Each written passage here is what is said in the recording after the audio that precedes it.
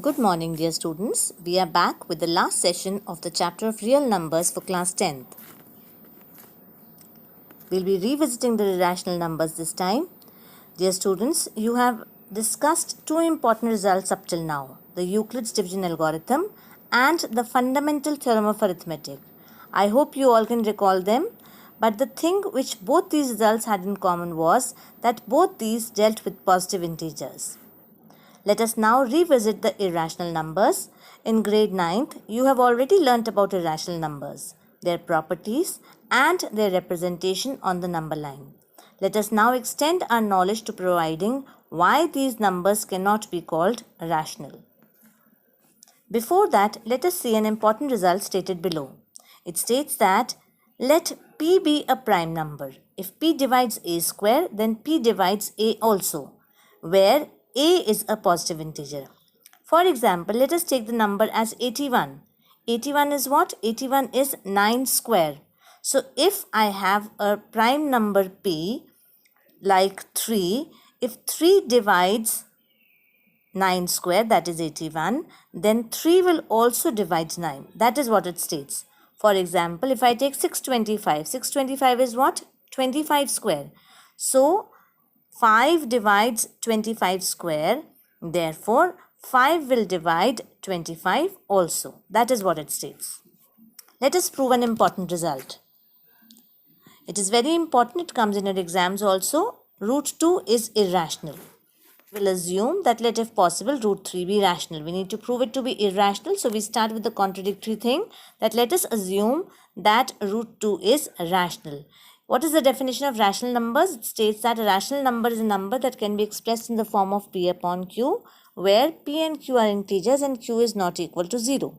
So if we have assumed root 2 is rational, then we have root 2 will be equal to a upon b, where b is not equal to 0 and a and b are co-prime integers. So b root 2, if I cross multiply, if I take b to the other side, I get b root 2 is equal to a. Squaring on both sides and rearranging, we get 2b square will be equal to a square, which means what? I take it to be as the first equation. That means that 2 divides a square, or 2 is a factor of a square.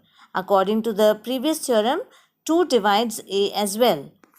Therefore, I can find out some integer c such that a is equal to 2c. I substitute the value of a in first. What do I get? I get 2b square is equal to 4c square, which simplifies to give me b square is equal to 2c square. This means that 2 divides b square also, which according to the previous theorem, 2 will divide b also. We had got 2 divides a and now I am getting 2 divides b also. So what do I get? That means 2 divides both a and b. Thus 2 is the common factor of both a and b. That means that a and b are not co-prime, but we had assumed that a and b are co-prime. So this contradiction has arisen because of our incorrect assumption that root 2 is rational. Thus our assumption is wrong and we conclude that root 2 is an irrational number and not a rational number. Similarly, we can prove root 3 or root 5 etc. to be irrational. Now let us try to prove some more number forms to be as irrational. Example 10 I am doing, show that 5 minus root 3 is irrational. So what do I take? I'll again assume it to be as a rational number and then I'll prove the contradiction and show that our assumption was wrong. So I begin, let it possible 5 minus root 3 be a rational number. If 5 minus root 3 is rational, then I can write 5 minus root 3 is equal to a upon b. Again, it's very important for us to write where b is not equal to 0 and a and b are co-prime integers. So clearly I get root 3 is equal to 5 minus a upon b, which simplifies to give me 5b minus a upon b. Now the LHS of 1 is irrational, that because it is root 3. But look at the right hand side. Is it rational or irrational? Now 5, b, a are integers and b is not equal to 0. So I can clearly say that the right hand side is a rational number. Now this cannot be true, as an irrational number can never be equal to a rational number. So there is a contradiction. Our assumption was wrong that 5 minus root 3 is a rational number. Hence 5 minus root 3 is irrational, and that is what I wanted to prove. Let us consider another example now. Let us show 3 root 2 is irrational. Again, we'll be proving it by the same manner. So I begin the proof. I assume to the contrary that 3 root 2 be rational. Thus, we can find co-prime integers a and b with b not equal to 0 such that 3 root 2 is equal to a upon b. I cross multiply and what do I get? I get root 2 is equal to a upon 3b. Now again, clearly left hand side is what? It is root 2. That is an irrational number. But if you see the right hand side, I have a, 3 and b are integers. So a upon 3b will be a rational number with, because b is also not equal to 0. Hence, I get that left hand side is what? An irrational number, but the right hand side is rational. So, this contradicts the fact that root 2 is irrational, which is, thus our assumption is wrong that 3 root 2 is rational. Hence, 3 root 2 is an irrational number. So, you will finish up the questions of exercise 1.3 in your notebook. Just see the exercise 1.3. I think all the parts, similar parts we have discussed. So you can try to do them on your own. Just see the third question, first part. It is 1 upon root 2. You will not directly do it. You will first rationalize 1 upon root 2 and then go on to get the answer. I take a very important theorem, theorem 1.5, which states that let x be a rational number whose decimal expansion terminates, then x can be expressed in the form of p upon q, where p and q are co-prime and the prime factorization of q is of the form of 2 raised to the power of n into 5 raised to the power of m, where n and m are non-negative integers. Similarly, we have theorem 1.6, which states that x is equal to p upon q be the rational number such that the prime factorization of q is of the form of 2n into 5 raised to the power of n, m, where n, m are non-negative integers. Then x has a decimal expansion which terminates. So again, these two are two theorems which are converse of each other. If I take the first one, give me an example of a terminating decimal number. If I take it to be as 1.2, it can be written in the form of 12 upon 10, that means 6 upon 5. The prime factorization of the denominator of 6 upon 5 is 5 raised to the power of m, 5 raised to the power of 1, or I can say it is 5 raised to the power of 1 into 2 raised to the power of 0. So I have expressed it in the form of 2 raised to the power of n into 5 raised to the power of m. Similarly, if you take, for example, any number that is having a terminating decimal expansion, you will always get it to be expressed in the form of p upon q, where q will be having the denominator of the form of 2 raised to the power of n into 5 raised to the power of m always. The converse of the theorem states that if in case I have such a number, if in case I have a number whose denominator, which on expressing in the form of p upon q, has a denominator of the form of 2 raised to the power of n into 5 raised to the power of m, it will always have a terminating decimal expansion. This 1.7 theorem states that let x is equal to p upon q be a rational number such that the prime factorization of q is not of the form of 2 raised to the power of n into 5 raised to the power of m, where n and m are non-negative integers. Then x has a decimal expansion which is non-terminating and repeating or a recurring decimal expansion. Let us take up a few examples on the applications of the above results. Question: without actually performing the long division, state whether the following rational numbers will have a terminating decimal expansion or a non-terminating repeating decimal expansion. I take 13 upon 3125. What have I to do? I have to find out the prime factorization of the denominator. Denominator is 3125. Its prime factorization is 5 raised to the power of 5, which is of the form of 2 raised to the power of 0 into 5 raised to the power of 5.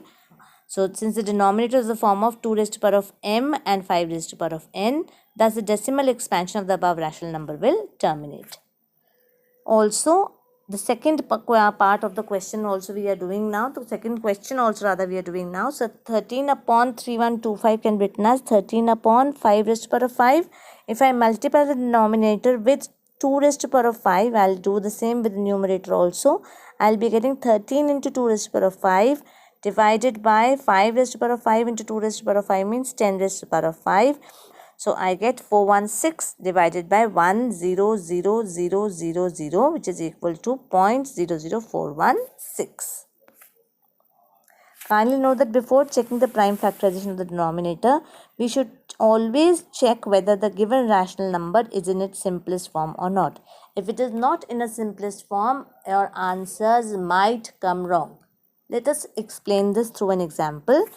Let us work on the prime factorization of the rational number 6 by 15. Now 6 by 15 can be written as 6 upon 3 into 5. That means 2 into 3 is the numerator's decimal the prime factorization, and 5 into 3 is the denominator's prime factorization. Clearly, it is not of the form of 2 raised to power of n into 5 raised to power of m, because we are having 5 raised to power of 1 into 3 raised to power of 1. So according to the theorem, it should not terminate. But if I do it in the correct process, if I first of all simplify it and bring it to the lowest form, it becomes 2 upon 5. Now I can say that 2 upon 5 is going to have a terminating decimal expansion, because the denominator is now of the form of 2 raised to power of 1, 2 raised to power of 0 into 5 raised to power of 1.